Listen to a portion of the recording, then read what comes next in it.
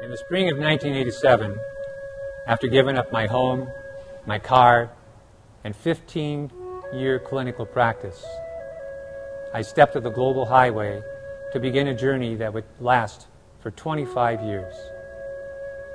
This journey would take me to over 68 countries, doing psychological work in 40 of these. During this time, I would carry on work in 21 different languages, write and publish several books, and publish in 11 languages. At one time, I would also do work with the United Nations staff. Throughout this time, I would be exposed to many lessons that life brings to us all. These would test and stretch me in numerous ways as a person, professional, and human being. The greatest test of my long journey would be in the form of crises to my health. This video presentation speaks to the lessons and trials that brought this to me and still continues today. In the fall of 1996, I was tested and given a diagnosis of a tumor growing in my urinary bladder. I was told that the tumor was in the first stage of superficial cancer, meaning that it stays local and does not spread to other parts of the body. However, surgery was recommended, and after consulting with several doctors, I agreed to the surgery with a method of treatment afterwards called bioenergetic medicine. I carried on this treatment for 6 months, and on being checked, found the cancer had gone into remission. I continued to work during this time, traveling to many other countries, giving workshops, trainings, in psychological areas. I was working on one of my books at the same time as well. A year later, to my great surprise, during a medical checkup, more tumors were found growing.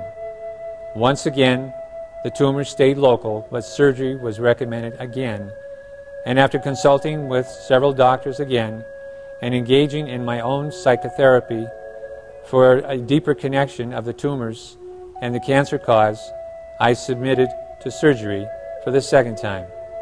Afterwards, I was emotionally spent, and my whole body system was at a dangerously low level of functioning. I was told by a Russian doctor that if this condition continued, I only had 1 more year to live. Luckily, her treatment did work, and another 6 months I was cancer-free. This went on for a number of years with periodic signs of irregularity because of blood in my urine. In 2005, I was diagnosed again with cancer. Only this time, there was only one small tumor present. At the same time, this was accompanied by several polyps, but these were not malignant. I sought treatment over a 3-year period, but the effects and the results didn't seem to bring any kind of success that we were looking for. Overall, I continued with my work globally and began concentrating most of my efforts on activities in China. It was here that I gave many workshops at universities, institutes, some companies throughout the whole of the country. In October of 2009, I submitted again to surgery for the 3rd time to remove more tumors growing in my urinary bladder.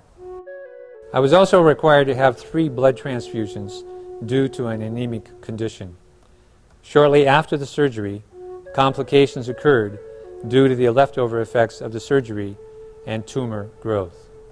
Finally, in September of 2010, after a battery of more tests, I heard the news that every cancer patient dreads the most.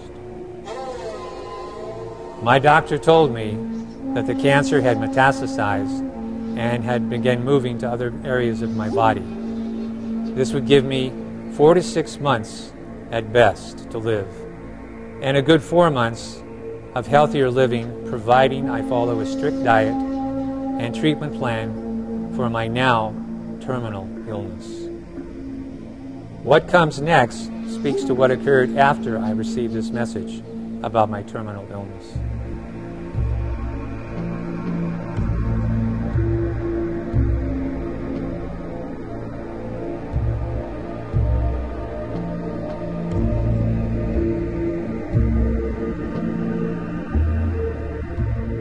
The message of the cancer's growth would mark the end of 25 years of dedicated work around the world.